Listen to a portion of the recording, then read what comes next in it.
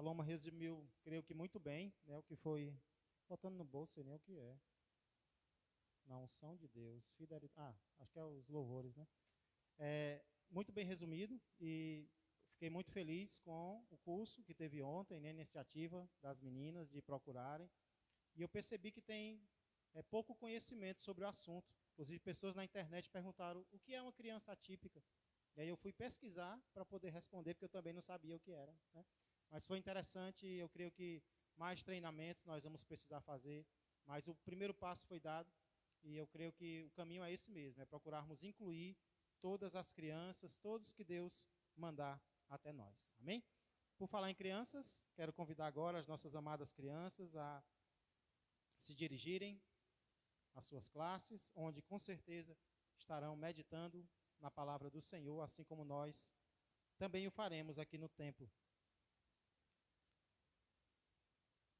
Glória a Deus. Eita que é criança. Louvado seja o Senhor, né?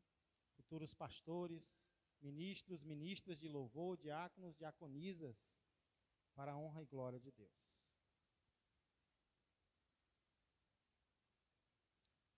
Qual de vocês confessa que já se espelhou em alguém e acabou agindo errado por conta desse alguém ou por influência desse alguém? Quem já se espelhou em determinada pessoa e acabou agindo errado porque se espelhou em determinada pessoa? Eu creio que isso é algo muito comum, acontece muito na nossa vida. Inclusive, alguns anos atrás, o responsável por um juizado de menores dos Estados Unidos percebeu que os crimes não paravam de crescer no seu bairro, entre os menores. Então, quando ele já estava perdendo a paciência, se achando incapaz, ele teve uma ideia. Eu vou começar a perguntar para esses jovens quem os está ensinando a fazer coisas erradas. Foi então que, antes de simplesmente condenar um menor, o juiz decidiu perguntar para esse menor: ei, vem cá, com quem foi que você aprendeu a fazer essas coisas erradas? E o menor respondeu: eu aprendi com o Rocco.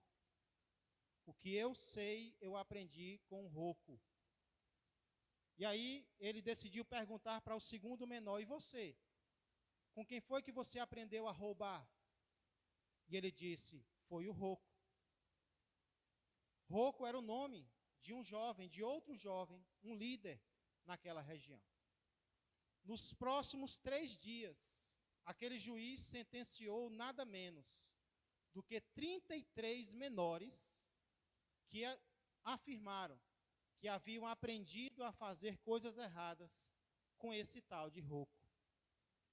O juiz então entendeu que a solução para diminuir o crime no seu bairro era prender esse indivíduo, esse elemento chamado Rocco. Ele falou então com o promotor, instruiu o promotor a fazer uma busca, fazer uma procura por esse menor e trazê-lo para um interrogatório. 3 dias depois, lá estava o Rocco diante do juiz. O juiz olha para ele e pergunta: você não tem vergonha não, rapaz? Você sabia que a cadeia está cheia de menores que disseram que aprenderam com você, obrigado, Fábio, que aprenderam com você a fazer coisas erradas? O que você tem a dizer sobre isso? O que você alega em sua defesa? E sabe o que foi que Rocco respondeu? Tudo que eu sei, eu aprendi com o Duda. Esse é o problema, ou esse é o perigo de nós nos espelharmos em outros seres humanos. O perigo é que nós poderemos acabar imitando coisas ruins desse outro ser humano. Não é que as outras pessoas não têm coisas boas a nos ensinar, pelo contrário. Nós podemos aprender algo de bom com todos, com todo mundo. Porém, nós também podemos aprender coisas negativas. Nós também podemos aprender comportamentos ruins. Até mesmo com os melhores exemplos que existem na Terra, nós podemos chegar a aprender coisas que não são boas. Porém, a palavra de Deus fala sobre um exemplo que nunca, jamais vai nos influenciar para o mal. Existe um exemplo que a Bíblia mostra como um exemplo perfeito, como um exemplo impecável. E se nós seguirmos o exemplo desta pessoa, nós nunca cairemos em pecado, nós nunca seremos influenciados para o mal. Esse exemplo perfeito e impecável se chama Jesus Cristo. Jesus Cristo é o exemplo perfeito em tudo aquilo que ele fez e em tudo aquilo que ele faz. E é por isso que a Bíblia frequentemente nos incentiva a seguirmos o exemplo de Jesus. Mais do que o exemplo de qualquer outra pessoa, que pode ser um exemplo bom, a Bíblia nos ensina, nos incentiva a seguir o exemplo de Jesus, que não é um exemplo bom, mas um exemplo perfeito. Pastor, e em que partes a Bíblia nos incentiva a seguir o exemplo de Cristo? Existem muitas passagens, inclusive aquela na qual eu quero meditar com vocês nessa noite. Por favor, abra comigo a sua Bíblia na Epístola de Paulo aos Romanos, capítulo de número 15. Epístola de Paulo à igreja em Roma, aos Romanos, capítulo de número 15.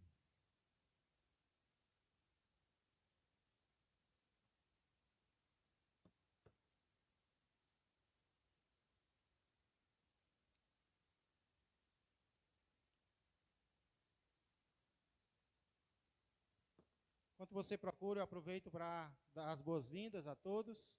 Nessa noite nós estamos recebendo nossos irmãos e irmãs em Cristo. Também estou revendo alguns irmãos aqui, né, irmão Carlos.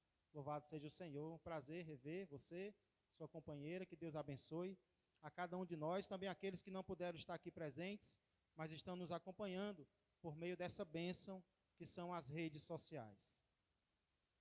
O texto no qual eu quero meditar com vocês nessa noite é Romanos, capítulo 15, versos de 1 a 13. Texto no qual o apóstolo Paulo vai nos apresentar Jesus como um exemplo perfeito em pelo menos duas áreas da nossa vida. Que áreas são essas, pastor? Em primeiro lugar, aqui o apóstolo Paulo nos mostra que Jesus é o nosso exemplo perfeito de não vivermos para nós mesmos.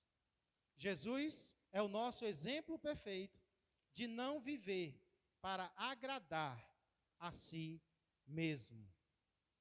Nós vemos o apóstolo Paulo desenvolvendo essa ideia nos versos de 1 a 6. Vamos fazer a leitura? Romanos 15, versos de 1 a 6. Glória a Deus. Eita, melhorou, viu? Romanos, fiquei com voz de radialista agora, né?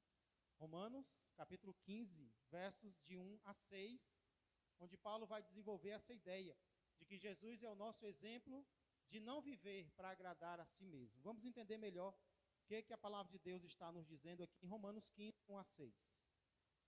Ora, nós que somos fortes, devemos suportar as debilidades dos fracos e não agradar-nos a nós mesmos. Portanto, cada um de nós agrade ao próximo no que é bom para a edificação. Porque também Cristo, olha o exemplo dele, porque também Cristo não se agradou a si mesmo. Antes, como está escrito, as injúrias dos que te ultrajavam caíram sobre mim. Pois tudo quanto outrora foi escrito, para o nosso ensino foi escrito, a fim de que, pela paciência e pela consolação das Escrituras, tenhamos esperança. Verso 5. Ora, o Deus da paciência e da consolação vos conceda o mesmo sentir de uns para com os outros, segundo Cristo Jesus, para que concordemente e a uma voz glorifiqueis ao Deus e Pai de nosso Senhor Jesus Cristo. Que texto maravilhoso, né, igreja? Vamos orar agradecendo ao Senhor. Pai amado e Pai querido, que passagem maravilhosa, que versos inspiradores, Senhor, para os nossos corações. Versos, Pai, que vão nos ensinar a não nos prendermos a nós mesmos, mas a, Senhor, servirmos ao próximo, agradarmos ao próximo no que é bom para a salvação dele, no que é bom para a edificação dele. E eu creio, Pai, que aqui está a cura para muitos dos problemas que a nossa sociedade enfrenta, uma sociedade egoísta, uma sociedade individualista e que piora a cada dia, está cada dia mais doente, Pai, está cada dia mais enferma. Se nós amássemos mais, se nós olhássemos mais para o próximo, para fora de nós mesmos, nós seríamos mais saudáveis. Então, muito obrigado pela tua palavra, obrigado, Senhor, por cada alma aqui presente, por cada vida que chegou a este lugar, com muitas dificuldades, Senhor, mas chegou até aqui. Eu peço que o Senhor abençoe. E, Pai, eu peço uma bênção dobrada para quem não está aqui essa noite, Pai, porque quem está aqui está diante da Tua palavra, está diante dos louvores, vai ouvir, Senhor, as Escrituras Sagradas. Mas quem não está aqui, Pai, eu não sei o motivo, mas possivelmente não vai ouvir algo que edifique, dependendo do lugar, vai ouvir algo, Pai, que vai tentar até afastar de Ti. Que tal não aconteça, que o Senhor tenha misericórdia, que quem não está aqui essa noite, Pai, seja edificado por meio da Tua palavra também, que a Tua palavra chegue até o coração dele ou até o coração dela, e não permita que se perca, mas que chegue ao céu, para a honra e glória do nome de Jesus Cristo, o nosso exemplo perfeito, é que eu peço e já agradeço. Amém, amém e amém. Glória a Deus. Irmãos, a primeira área na qual o apóstolo Paulo diz que Jesus é um exemplo, é de não viver para agradar a si mesmo. E eu sei que essa forma de falar, de não viver para agradar a si mesmo, ela é no mínimo estranha. E por que ela é estranha?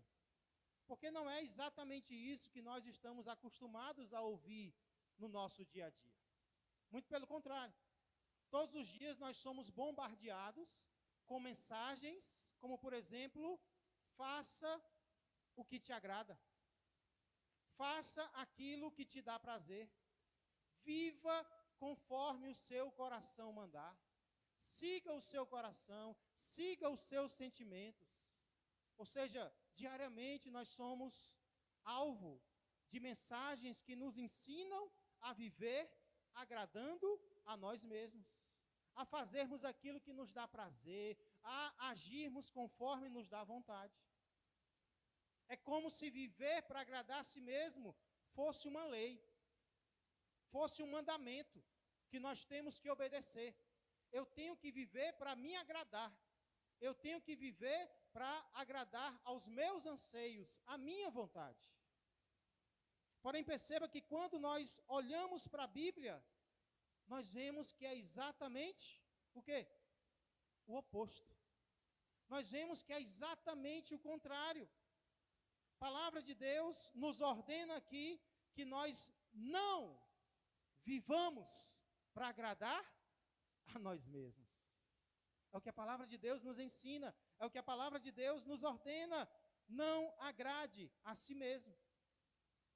Por isso o apóstolo Paulo inicia dizendo que nós que somos fortes devemos suportar as debilidades dos fracos e não agradarmos a nós mesmos. Não agradarmos a nós mesmos. Então Paulo é bem claro aqui em dizer que nós que somos fortes, quem é forte aqui essa noite? Será que você é forte? Ou será que você ainda é fraco? Paulo diz que nós, ele se inclui, né? Nós que somos fortes, devemos suportar as debilidades dos fracos. E se você não tiver faltado os últimos 2 domingos para assistir o jogo ou para ir ao shopping, você sabe quem são os fortes e quem são os fracos aqui nesse texto. Porque Paulo vem tratando do mesmo assunto, desde o início do capítulo 14 até agora o início do capítulo 15. Paulo vem nos ensinando como nós podemos lidar com diferenças de opinião no mesmo grupo, na mesma igreja. E aí Paulo nos ensina que sobre opiniões existem os fortes e existem os fracos. E quem são os fortes e os fracos, pastor? Os fortes são aqueles que têm uma maturidade um pouco mais desenvolvida em suas ideias, em suas opiniões. Uma maturidade maior do que os fracos. Os fracos ainda têm algumas ideias erradas, ainda têm algumas opiniões um pouco que precisam ser desenvolvidas pela palavra de Deus. Os fracos eram aqueles que não podiam comer determinados alimentos porque eles se escandalizavam. Eles achavam que tinham alimentos puros e impuros ainda, algo lá do Antigo Testamento. Então Paulo vai escrever, olha, algumas pessoas estão com a mente um pouco mais desenvolvida, são mais fortes. Outras pessoas não. Elas precisam de mais cuidado, precisam de mais paciência. Esses são os fracos. Então Paulo diz o quê? Nós que somos fortes, nós que já temos mais experiência na fé, nós temos que suportar as debilidades, as fraquezas daqueles que ainda não chegaram onde nós chegamos. Debilidades aqui porque são opiniões ainda atrasadas. São opiniões que ainda não foram ensinadas pela palavra de Deus. E aí Paulo diz que nós temos que suportar. Entenda bem que suportar aqui não é aquele suportar com ideia negativa, né, de aguentar alguém, não. Suportar aqui tem uma ideia positiva, significa ajudar a levar uma carga. Suportar na Bíblia é isso, viu? A Bíblia manda eu suportar o meu irmão, a minha irmã. Não é aguentar, não. Suportar significa você ver uma fraqueza, uma dificuldade, e você ajudar aquela pessoa a levar uma carga que está pesada para ela. Espiritualmente falando, está algo pesado para aquela pessoa. Então é isso que o apóstolo Paulo diz. Muitas vezes, os crentes fracos são aqueles que se escandalizam com muitas coisas. E eles acabam achando que são mais santos do que os outros. Só que Paulo mostra aqui que eles precisam de mais cuidados, mais ajuda do que os outros. Então, nós que somos mais maduros, que somos mais fortes, devemos ajudar aqueles que estão passando por dificuldades. E aqui eu aproveito para fazer uma aplicação e pedir que você perceba que na palavra de Deus, ele dá uma responsabilidade maior àqueles que têm uma capacidade maior. Ah, você é forte? Eu sou forte. Então se prepare, porque para os fortes, Deus vai dar uma responsabilidade maior do que para quem ainda não é forte. E é isso que muitas vezes o mundo não entende. O mundo acha que quanto mais forte uma pessoa é, quanto mais capacitada, quanto mais poderosa uma pessoa se torna, mais digna de bajulação ela se encontra. Mais admirada ela tem que ser, mais bajulada, mais paparicada, mas é justamente o contrário. Quanto mais capacidade uma pessoa recebe, quanto mais experiência, quanto mais conhecimento, agora é que ela vai ter que servir ainda mais. Agora é que ela vai ter que ajudar ainda mais os outros. Jesus mesmo ensinou sobre isso. Quem quiser ser o primeiro, torne-se servo de todos. Se eu quero ser o primeiro, então eu não vou procurar o primeiro lugar, eu vou procurar o último, porque eu quero servir aos outros. Então, se Deus te deu capacidade, se prepara, porque Ele vai querer que você use essa capacidade para ajudar outras pessoas. Quanto mais forte uma pessoa é, mais responsabilidade Deus vai dar para ela. Ah, pastor, então, se eu não devo agradar a mim mesmo, se o que a palavra de Deus está dizendo é que eu pare de agradar a mim mesmo, então eu vou viver para agradar a quem? E a resposta é clara. Eu e você devemos viver para agradar a Deus e ao próximo, no que for bom para a salvação e para a edificação dele. É por isso que no verso 2 o apóstolo Paulo diz: portanto, cada um de nós agrade ao próximo. Lembra do que ele disse no verso anterior? Não agrade a si mesmo. Aí no verso 2, agrade ao próximo no que é bom para a edificação dele. Não é eu agradar a mim mesmo, é eu agradar ao meu irmão, a minha irmã, no que for bom para o crescimento espiritual dele ou dela. Isso é muito parecido com o que Paulo já havia falado no capítulo 14, verso 19, quando ele diz: assim, pois, seguimos, ou melhor, sigamos as coisas da paz e também as da edificação de uns para com os outros. Isso é muito parecido com o que Paulo vai escrever lá em 1 Coríntios, capítulo 10, verso 33. Olha que versículo forte. Paulo diz assim: assim como também eu, apóstolo Paulo, viu? Assim como também eu procuro em tudo ser agradável a todos, não buscando o meu próprio interesse, mas o de muitos, para que sejam salvos. Que versículo forte, vindo da boca, ou melhor, da pena de um apóstolo. Espera aí, pastor, então quer dizer que Paulo está falando aqui que ao invés de fazer o que eu quero, eu agora vou viver para agradar aos outros? Para alimentar a opinião dos outros? Na verdade, o que Paulo está dizendo aqui é que não é que nós vamos seguir ou fazer a opinião dos outros, mesmo quando a opinião dos outros está errada. Não é isso que Paulo está dizendo. Ou que eu vou viver preocupado com o que os outros pensam de mim. Não, não é isso. O que Paulo está dizendo é que em questão de opinião, eu vou colocar a minha abaixo da opinião dos outros. Eu vou colocar os meus interesses, as minhas necessidades, os meus desejos antes dos interesses, das necessidades e dos desejos dos outros.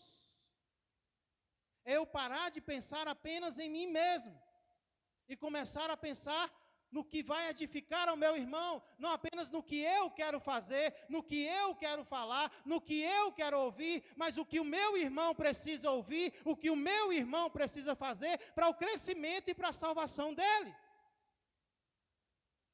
É isso que Paulo está dizendo. Eu não vou, a minha bússola, o meu norte não vai ser o que me agrada, mas o que ajuda aqueles que estão ao meu redor. É isso que o apóstolo Paulo está dizendo. Eu não vou viver lutando pelo que eu quero, mas a partir de agora eu vou começar a lutar também pelo que os meus irmãos querem, o que os meus irmãos precisam, o que interessa àqueles que estão ao meu redor. Deixa eu dar um exemplo de algo que o apóstolo Paulo fez, só para você entender. O apóstolo Paulo, quando ele escreve as cartas do Novo Testamento, ele não é mais um praticante do judaísmo. Paulo não segue mais as regras alimentares do Antigo Testamento, que proibiam carne de porco, proibiam camarão e um monte de outras coisas. Paulo não seguia mais isso. Porque agora que Paulo aceitou Jesus, ele entendeu que Jesus disse que todos os alimentos são puros para a honra e glória do Senhor Jesus. Tudo agora pode ser ingerido. Orando primeiro, vai com fé que dá certo. Então Paulo agora entendeu isso. Só que digamos que Paulo tem um amigo que ainda é judeu e que ainda não conheceu Jesus Cristo. E Paulo senta na mesma mesa para comer com esse amigo que ele quer ganhar para Jesus. Paulo não faz questão de comer uma carne de porco, uma feijoada, seja lá o que for. Mas ele sabe que o amigo dele ainda não tem esse entendimento. E vai se escandalizar se Paulo fizer isso na frente dele. O que Paulo faz? Ele diz lá em 1 Coríntios: para com os judeus, eu agi como um judeu, para ganhar o judeu. Então, com o judeu, Paulo não comia carne de porco, Paulo não comia camarão, Paulo não comia aquelas coisas que ele sabia que não faziam problema, mas escandalizava algumas pessoas. O que foi que Paulo fez aí? Ele não procurou se agradar, Ele não procurou agradar a sua carne, mas procurou agradar aquela pessoa para ganhar aquela pessoa para Cristo. É isso que a palavra de Deus está nos ensinando. Ora, se a minha vontade vai derrubar alguém, eu vou colocar a minha vontade em segundo lugar. E eu vou pensar no que é que aquela pessoa está precisando que eu faça para que ela continue de pé. Eu não vou pensar apenas em mim, eu vou pensar também no meu próximo. É fácil fazer isso, igreja? É fácil dizer não para nós mesmos? É fácil dizer não para as nossas vontades? Não é. Mas é isso que a palavra de Deus diz que nós devemos fazer. E por que nós devemos fazer isso? Resposta simples: porque foi isso que o nosso Salvador fez. Foi isso que Jesus Cristo fez. Foi assim que ele viveu. Você não vai encontrar Jesus Cristo no Novo Testamento fazendo o que ele quer. Você vai encontrar Jesus Cristo no Novo Testamento fazendo aquilo que o Pai quer que ele faça. O maior exemplo disso é no jardim do Getsemane. Quando em oração ele diz: Pai, se possível, afasta de mim este cálice, esta cruz. Mas se não for possível, seja feita a tua vontade e não a minha. Porque o próprio Jesus diz: eu desci do céu, não para fazer o que eu quero, mas a vontade daquele que me enviou. Jesus não veio para fazer a vontade dele, Jesus veio para fazer a vontade do seu Pai. Ele é o nosso exemplo de não agradar a si mesmo. Por isso que ele pode dizer: se alguém quiser me seguir, diga não para si mesmo. Tome a sua cruz e me siga. Ele pode dizer isso para mim e para você, porque foi isso que ele fez. Jesus poderia ter andado operando milagres como ele quisesse operar. Jesus poderia ter descansado mais. Mas muitas vezes Jesus era despertado do seu descanso porque alguém precisava de ajuda. E o que é que Jesus fazia? Não, peraí, meu amigo, eu estou no meu horário de descanso, volte depois. Não, hoje eu não estou afim de curar ninguém, não. Jesus nunca disse isso, Jesus nunca agiu assim, pelo contrário, ele pensava no próximo e ele pensava na vontade de Deus. É por isso que Jesus é o meu exemplo, Jesus é o teu exemplo. Paulo vai citar o exemplo de Cristo. Ele vai dizer: antes, aliás, porque também Cristo, verso 3, porque também Cristo não se agradou a si mesmo. Que coisa linda, igreja. Porque também, se tinha alguém que podia se agradar, esse alguém era Cristo. Porque também Cristo não se agradou a si mesmo, antes, como está escrito: as injúrias dos que te ultrajavam caíram sobre mim. Louvado seja Ele. Aqui o apóstolo Paulo cita o Salmo 69, que é um salmo messiânico, ou seja, é um salmo que profetiza sobre a vida, sobre a obra do Messias, do Salvador, que ainda viria. E o que esse salmo mostra é que Jesus sofreria. As injúrias que a humanidade cometia caíram sobre ele. Ou seja, Jesus sofreria não pelos pecados que ele cometeu, porque ele não cometeu nenhum. Jesus sofreria por causa dos meus pecados e dos teus pecados. O que Paulo está dizendo aqui que Cristo fez? Ele suportou as debilidades dos fracos. Nós somos os fracos, nós éramos os enfermos, mas Jesus suportou, ele carregou os meus pecados e os teus pecados. Só que hoje nós não queremos suportar as debilidades de ninguém. Eu já tenho as minhas lutas, eu já tenho as minhas dificuldades, cada um com as suas. Não, esse não é o pensamento do cristianismo. O pensamento do cristianismo é: você me ajuda com as minhas lutas e eu te ajudo com as tuas. Vamos dar as mãos, vamos orar uns pelos outros, porque juntos nós somos mais fortes. É isso que a palavra de Deus nos ensina. Pastor, aqui o apóstolo Paulo citou então o Salmo 69. Mas a parte da Bíblia que fala sobre os sofrimentos de Cristo são os evangelhos, no Novo Testamento. Por que Paulo não cita o Novo Testamento e sim o Antigo Testamento? E o próprio Paulo responde essa pergunta quando ele diz que não é apenas o Novo Testamento que serve para nós. Preste atenção nisso. Não é apenas uma parte da Bíblia que nos edifica. Eu sei que às vezes nós temos as nossas partes prediletas, né? Talvez os Salmos aí é o livro predileto da maioria dos cristãos.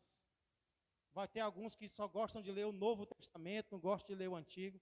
Ah, pastor, genealogia então nem se fala. Aquele monte de nome, eu não sei para que serve aquilo. Sabia que um egípcio se converteu lendo a genealogia de Jesus? Ele só leu a genealogia de Jesus. Quando terminou, ele disse: esse Jesus é o rei mesmo, eu quero ele como meu Senhor e Salvador.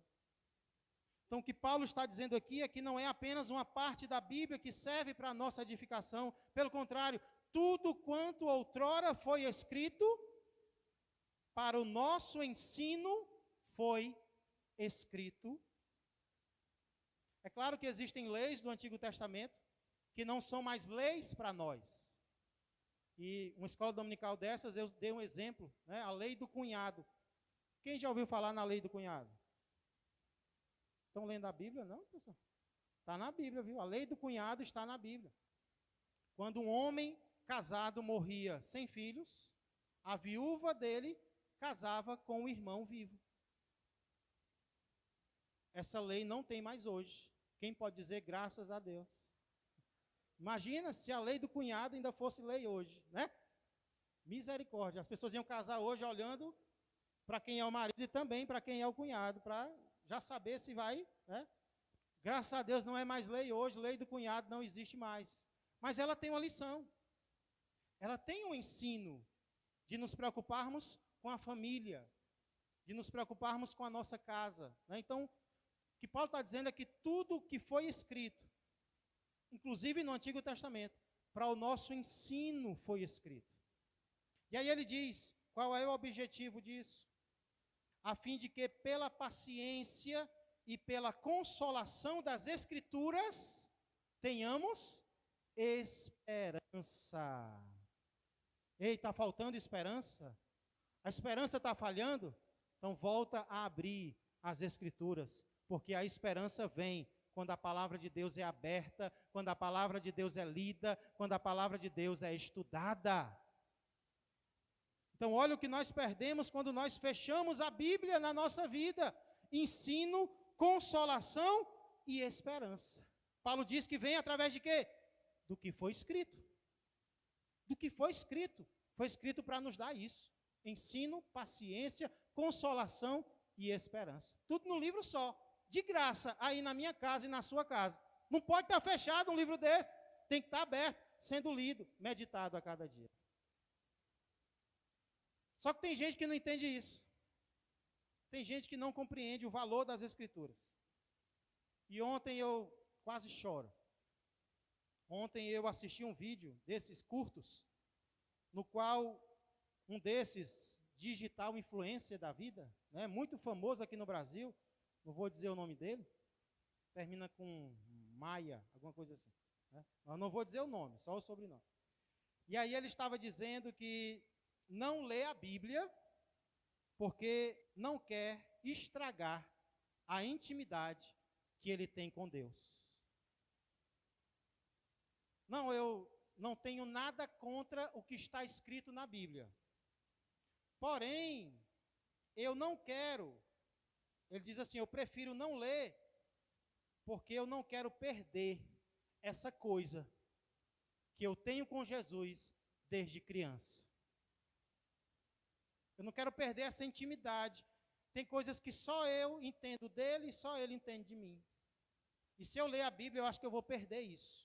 Eu não abro a Bíblia, eu não estudo a Bíblia, porque eu não quero perder essa intimidade que eu tenho com Deus. Então, essa misericórdia é a opinião que algumas pessoas têm. Que a Bíblia talvez seja um livro desnecessário. Eu posso ter um relacionamento com Deus sem esse livro, sem as Escrituras. Ou talvez vai até me atrapalhar. Por incrível que pareça, tem gente que pensa isso. Que o relacionamento dela com Deus vai ser atrapalhado se ela ler a Bíblia. Mas o que é que Paulo está dizendo? Onde é que Paulo diz que está o ensino para a minha vida e para a sua vida? Onde é que Paulo diz que está a paciência que eu e você precisamos? Onde é que Paulo diz que vai estar o consolo das nossas dores? Onde é que Paulo diz que vai estar a esperança para nós continuarmos vivendo para a glória de Deus? Ele diz que é no que está escrito.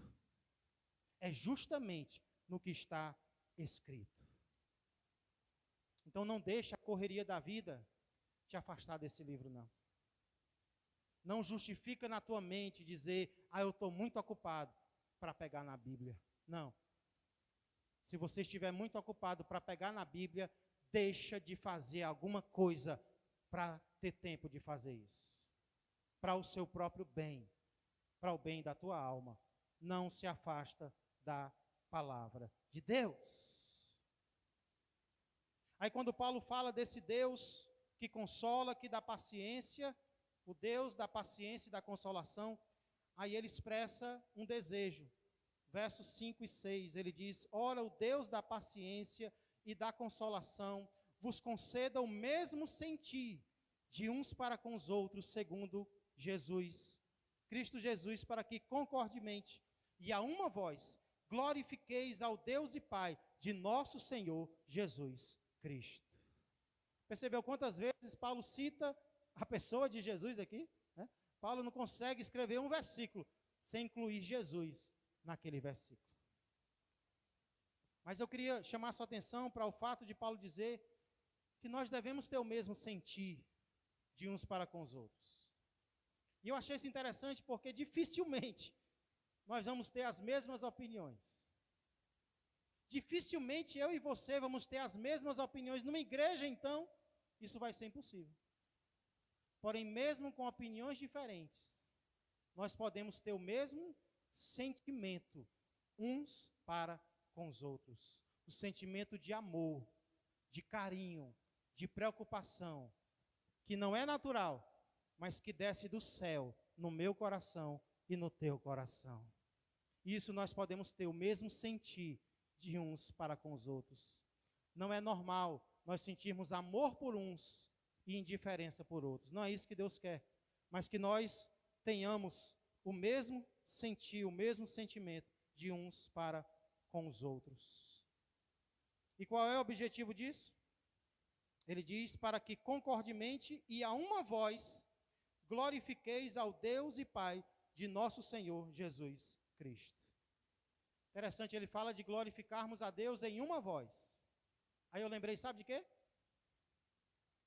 Onde é que pessoas diferentes têm uma só voz? No louvor. Mais especificamente, em um coral. O que é um coral? Pessoas com vozes diferentes, uns afinados, outros se afinando, cantando juntas em uma só voz. Essa é a vontade de Deus para a igreja. Pessoas diferentes, com afinações diferentes, mas com um único objetivo: glorificar ao Deus que enviou o seu Filho para nos salvar. Nós não precisamos ser iguais, igrejas. Na verdade, nós não seremos iguais, mas nós podemos ser unidos e glorificar a Deus juntos. Inclusive tem uma frase que diz, me invejar é fácil, difícil é ser eu. Você já ouviu essa frase sem sentido? Que frase sem sentido? Como é que eu vou ser você se não dá? Né? Difícil é ser eu. Não, não é difícil, não, é impossível. Porque você é uma pessoa, eu sou outra. Então não dá para nós sermos a mesma pessoa ao mesmo tempo. Mas dá para nós nos unirmos, dá para nós pegarmos as mãos, dá para nós nos amarmos e glorificarmos a Deus juntos. Esse então é o exemplo que Jesus Cristo nos dá, de não viver para agradar a si mesmo. E nós vimos que não é um exemplo fácil, porque nós estamos sempre procurando agradar a nós mesmos. Porém, precisamos seguir o exemplo de Jesus. Deixa eu dar uma ilustração de algo que aconteceu comigo. Na verdade, deixa eu falar um pouco sobre a forma de se vestir. Quando nós escolhemos uma roupa, qual é o pensamento que está na nossa mente quando nós escolhemos uma roupa? se essa roupa me agrada ou não. Se ela vai ser confortável para mim ou não. É ou não é? Normalmente a gente usa uma roupa, mas não combina em mim. Não, mas essa roupa vai ficar quente em mim. Não, mas essa roupa vai me deixar feio, vai me deixar bonito. Estamos pensando sempre em nós, né? Porém, quando nós seguimos o exemplo de Jesus, nós não vamos pensar apenas em nós mesmos. Nós vamos pensar também nos outros. Você imagina Jesus pegando lá uma roupa qualquer, sem pensar se aquela era a roupa certa, se aquela roupa ia agradar o Pai ou não? Acho que nem tinha muita variedade na época de Jesus, mas digamos que tivesse. Jesus com certeza ia pensar na roupa que agradava ao Pai e não a ele. E aí eu confesso que sexta-feira, isso aqui não vale só para as mulheres não, viu? As mulheres já ficam logo olhando para mim, eita, vai, lá se vem indireta. Não, não é só para as mulheres hoje, certo? É para nós homens também. Nós temos que ter cuidado com aquilo que nós vestimos. E aí quando foi sexta-feira, eu saí para tomar sorvete com a minha esposa. A gente foi ali tomar um sorvete. E aí eu saí com um calção que se usa dentro de casa. É pertinho de casa, né? Então, eu gosto de me vestir assim, à vontade. Não que eu creia que o crente tem que usar só calça. Não, não sou desses. Mas eu confesso para vocês que, enquanto eu estava lá, ninguém falou comigo. Mas eu me senti mal. Eu me senti mal. De talvez eu estar escandalizando alguém. Porque é calção de casa, né? Fosse pelo menos um calção mais desenvolvido, né? Com um pouco mais de tamanho, tudo bem, mas era um calção de casa. E aí, minha esposa não reclamou dessa vez, né? Mas eu senti no meu coração, eu não devo pensar apenas no meu gosto. Eu não devo pensar apenas no que eu quero, porque se fosse do jeito que eu quisesse, eu estava pregando aqui de calção, blusa e chinelo. Sinceramente, eu gosto de andar assim. Mas aí entra também, mas e as pessoas?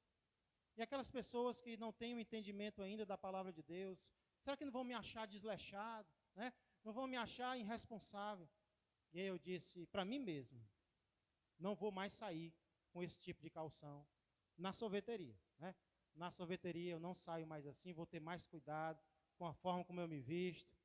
E fazia tempo que a Suiane falava, olha, você é pastor, você tem que se vestir melhor, sair melhor de casa, isso é besteira, eu gosto é assim, né? Mas, graças a Deus, Deus tocou meu coração. Então, não viva para agradar apenas a você mesmo. Viva para fazer apenas o que você quer, a sua própria vontade. O exemplo de Cristo é que ele não se agradou, mas as injúrias dos que ultrajavam a Deus caíram sobre ele. Existem coisas que talvez vão ser mais difíceis para mim e para você, mas vamos fazer, porque vai ajudar alguém a se converter, vai ajudar alguém a se edificar. Amém? Esse, portanto, é o primeiro exemplo de Cristo, e eu quero agora gastar menos tempo no segundo. Em primeiro lugar, Jesus é o nosso exemplo perfeito de não viver para agradar a si próprio. Em segundo lugar, Jesus é o nosso exemplo perfeito também de acolhimento, de acolhermos uns aos outros. Estou baixando nenhuma regra aqui que os homens agora vão ter que usar calça não, viu? É apenas um alerta para nós. Onde mostra que Jesus é o nosso exemplo de acolhimento? Versos 7 a 13. Olha o que diz a palavra do Senhor. Verso 7. Portanto, acolhei-vos uns aos outros. Olha o exemplo de novo, como também Cristo nos acolheu para a glória de Deus. Digo, pois, que Cristo foi constituído ministro da circuncisão, em prol da verdade de Deus, para confirmar as promessas feitas aos nossos pais, e para que os gentios glorifiquem a Deus por causa da sua misericórdia, como está escrito. Por isso eu te glorificarei entre os gentios, e cantarei louvores ao teu nome. E também diz, alegrai-vos, ó gentios, com o seu povo. Verso 11, e ainda, louvai ao Senhor, vós todos os gentios, e todos os povos o louvem. Também Isaías diz, haverá a raiz de Jessé, aquele que se levanta para governar os gentios. Nele, os gentios esperarão. e o Deus da esperança vos encha de todo gozo e paz no vosso crer, para que sejais ricos de esperança no poder do Espírito Santo. Felizmente, eu como pastor já ouvi diversas vezes a nossa igreja sendo elogiada por conta dessa característica, de ser uma igreja acolhedora, de ser uma igreja que acolhe, uma igreja que recebe, uma igreja que abraça. Isso é muito bom, porque eu creio que é isso que Deus quer de nós. Porém, por mais elogiada que uma igreja seja, nós nunca vamos chegar à altura do Senhor Jesus Cristo. Jesus é o exemplo perfeito de acolhimento. Jesus acolheu todas as pessoas para a glória de Deus. Por isso, no versículo 7, Paulo diz: portanto, acolhei-vos uns aos outros, como também Cristo nos acolheu para a glória de Deus. Nós temos que acolher uns aos outros, seguindo quem como exemplo? O exemplo de Cristo. Porque Ele nos acolheu. Primeiro Ele acolheu a mim e a você para a glória de Deus. E acolher não é só receber alguém no culto não, viu? A palavra acolher aqui significa acolher alguém na sua vida. Incluir, como foi dito aqui pela Paloma, alguém na sua vida. Receber essa pessoa de bom grado, com alegria. E é isso que nós temos que fazer. Por quê? Porque foi isso que Jesus Cristo fez. E por que foi que ele fez isso? Paulo diz, para a glória de Deus. Para a glória de Deus. Qual era a motivação de Cristo? Eu vou acolher essas pessoas, porque eu sei que eu estarei glorificando ao Pai ao fazer isso. Não é porque agradava a Ele. Eu sei que agradava. Porque o Pai e o Filho são um. Mas a motivação de Cristo era fazer tudo para a glória do Pai. E como foi que Cristo fez isso, pastor? Ou com quem Cristo fez isso? Quem foi que Jesus acolheu? Primeiro, Jesus acolheu os veteranos. Jesus acolheu os judeus. Jesus acolheu quem já fazia parte do povo dele. Verso 7. Aliás, verso 8, Paulo diz que Jesus foi constituído ministro da circuncisão, falando de judeu, em prol da verdade, a fim de confirmar as promessas feitas aos nossos pais. Cristo veio e Jesus acolheu pessoas do judaísmo. Jesus recebeu pessoas que vieram buscá-lo sendo da antiga religião. Ele acolheu. Só que ele acolheu também os novatos. E quem eram os novatos? Eram os não-judeus, eram os gentios. Eu e você, que não éramos judeus, mas fomos acolhidos por Jesus. É sobre isso que Paulo vai falar nos versos 9 a 12. Nesses versos, Paulo vai fazer 4 citações do Antigo Testamento, de novo, viu? De 4 diferentes partes do Antigo Testamento, da lei, dos livros históricos, dos livros poéticos e dos livros proféticos. De cada parte, Paulo pegou o texto e citou aqui. Para quê? Para mostrar que desde o Antigo Testamento, o Messias, o Salvador que vinha para acolher os não-judeus. E foi exatamente isso que ele fez. Ele poderia ter vindo só para o povo dele, né? Jesus poderia ter vindo só para a turma dele.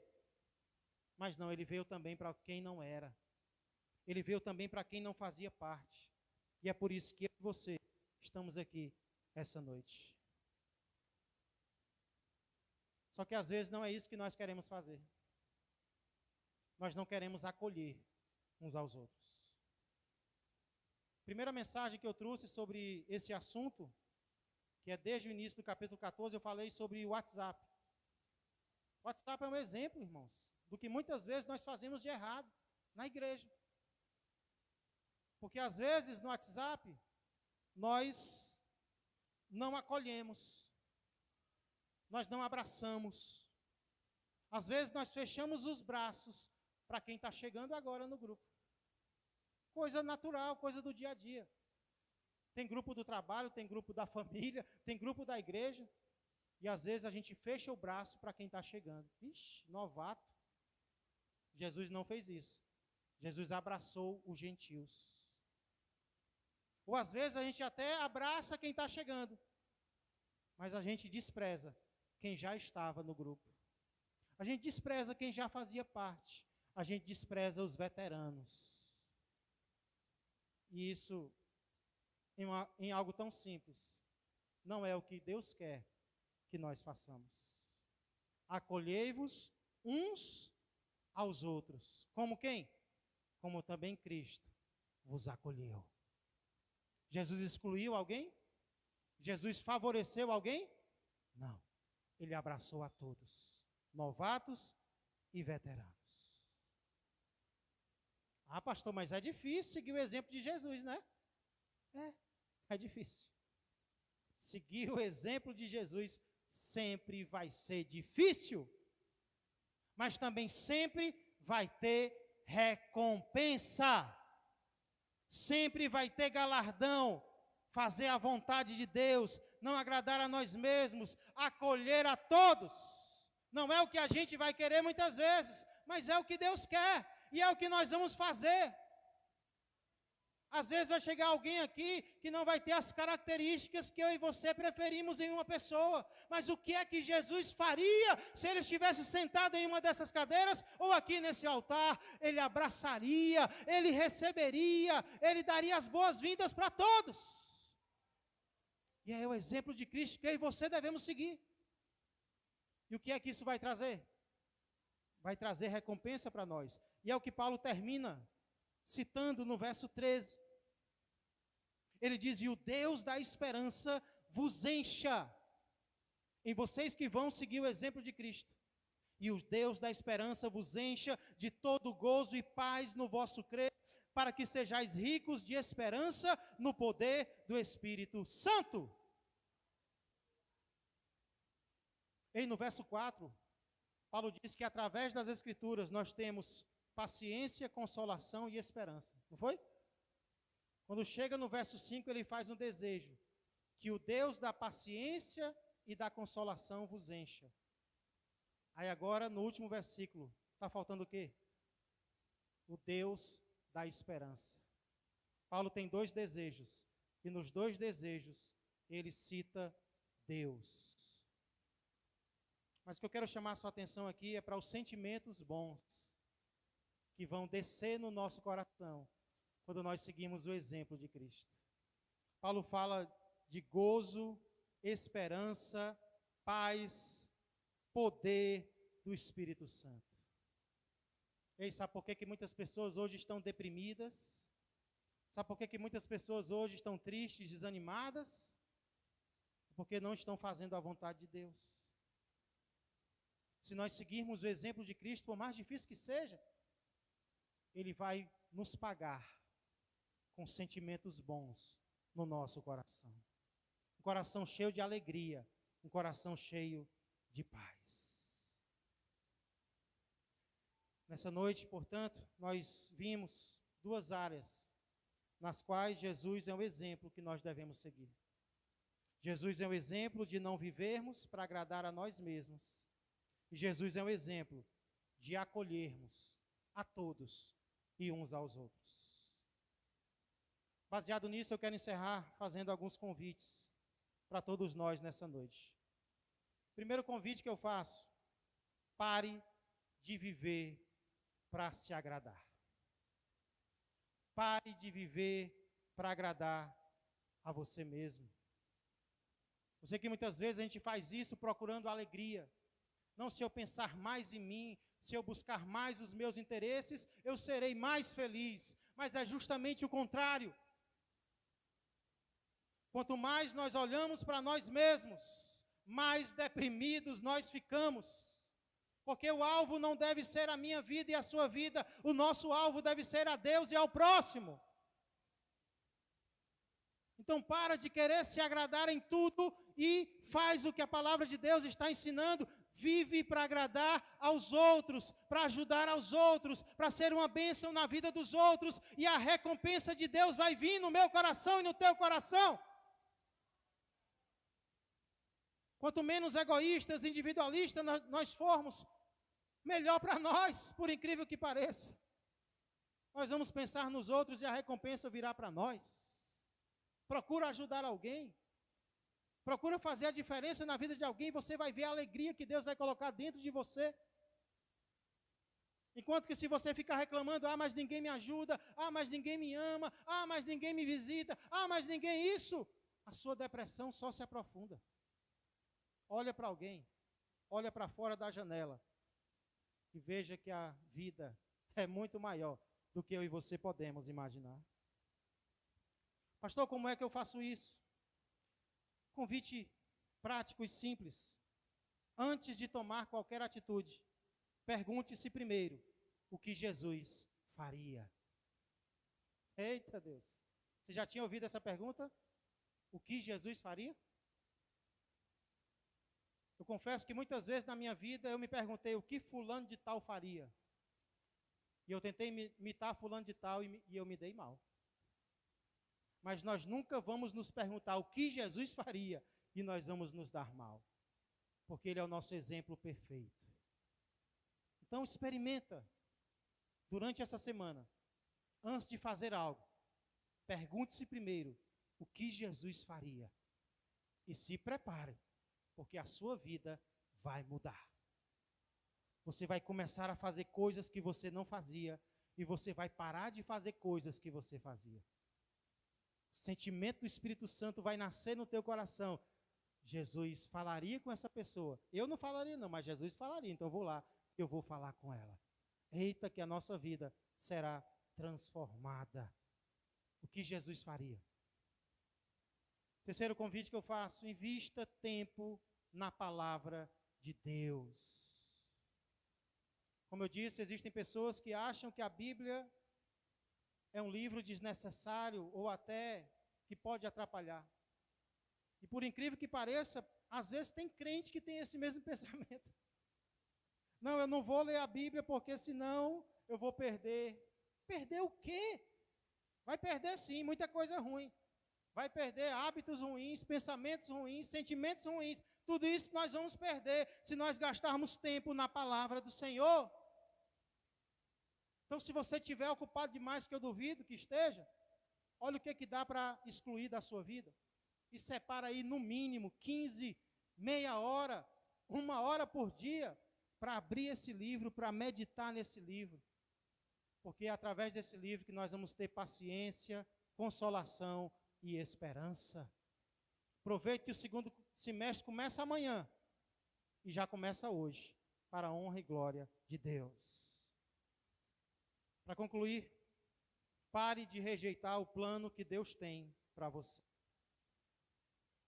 Em um verso que nós lemos, Paulo diz que nós ultrajamos a Deus. Nós pecamos contra Deus. Mas ele também diz que as nossas injúrias caíram sobre Cristo. Cristo tomou os nossos pecados e os carregou. E é por causa disso que hoje eu e você podemos ser salvos. Nós podemos ser salvos, perdoados pelo sangue de Jesus. Mas nós temos que aceitar essa salvação que Jesus oferece. Será que você está precisando fazer isso essa noite? Curve sua cabeça. No culto de terça-feira, a irmã Suiane falou sobre aquilo que mais a impediu de voltar para os caminhos do Senhor. Suiane havia aceitado a Jesus no passado e, por conta de uma decepção com Deus, de algo que ela não entendeu, ela se afastou dos caminhos do Senhor. E aí chegou o momento dela voltar, dela sentir o desejo de voltar. E sabe o que mais a impediu de voltar logo para Deus?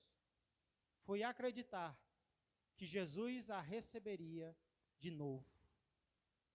Ela sentava ali atrás, ela ouvia a palavra, ela chorava, mas ela não se entregava.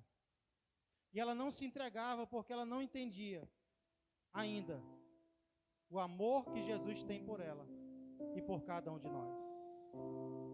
Até o dia que ela compreendeu isso, e Jesus a recebeu de volta, e ela está nos caminhos do Senhor até o dia de hoje.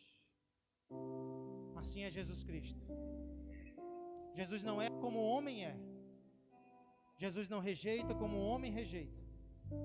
Pelo contrário, Ele está de braços abertos para nos acolher, para nos receber de volta.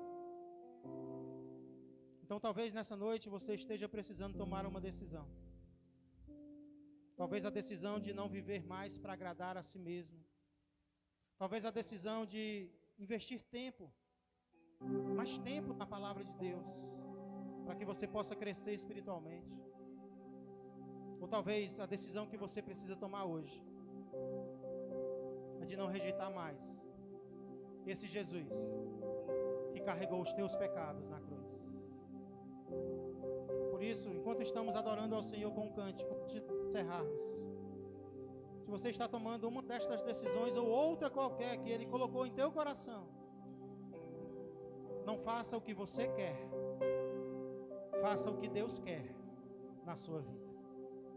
Enquanto nós estamos adorando, se tem alguém tomando uma decisão, quero convidar você a vir até o altar para nós encerrarmos orando pela sua vida.